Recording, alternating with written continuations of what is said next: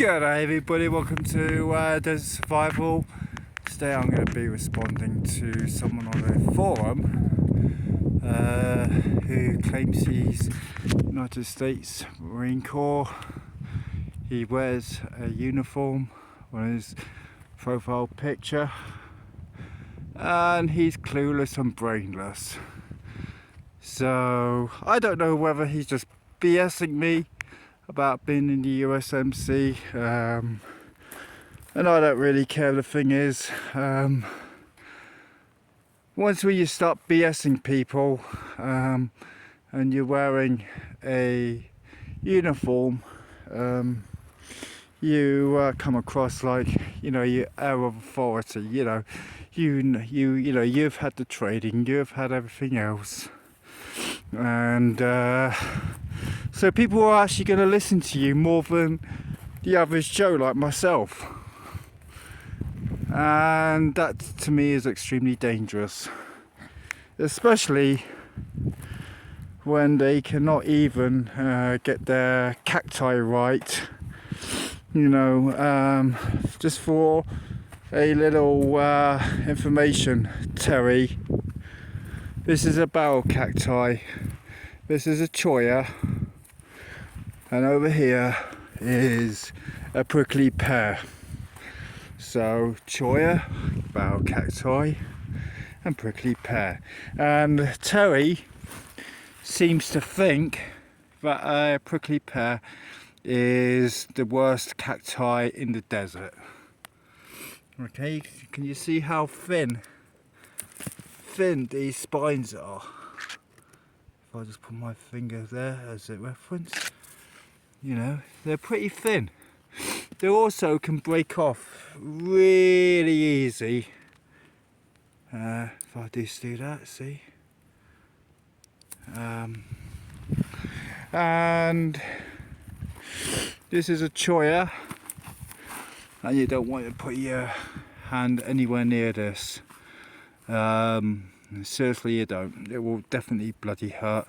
And if I just get this one over here, sorry, the sunlight. If I just get this one over here, you see, you just don't want to really touch it. It's very, once when it's stuck in you, you can actually just roll over your hand backwards, upside down, and it will still dig itself into you. And this over here is the desert's most dangerous cacti. It's the fishhook cacti, and this one has just fallen over by the looks of it about a couple of days ago or a week ago or whatever, and it's dying. And the reason why these are the desert's most dangerous cacti is because if I just get my stick and you look right there, right here, you see this spine here? You see how straight it is? And I can put a lot of pressure on this before it breaks. In fact, I can't get it to break. Maybe, no. And so you have that stuck in you, and plus they are really, really deadly sharp. If you get this hook in you, it's enough to kill a cow or a horse or anything, because it will travel up, it will cripple whatever, and it will actually it can end up killing cows and horses. But this spine here is the reason why prickly pear are so bloody not prickly pear, barrel cacti are so dangerous. And these spines, doesn't matter if the hook or the straight one, they only go in one way and one way only. And if you get them stuck inside of you, like in my hand or whatever, you're going to need surgery to get these out. Unlike those where they just work themselves out, eventually. I've had several of them, and they come through right through your finger eventually. But these that's surgery to get those out, and you need to get them out because of how thick they are. And see how thick the spines are. So, and they, they only go in one way. Anyway, so Terry, before you go trying to BS everybody in the forum,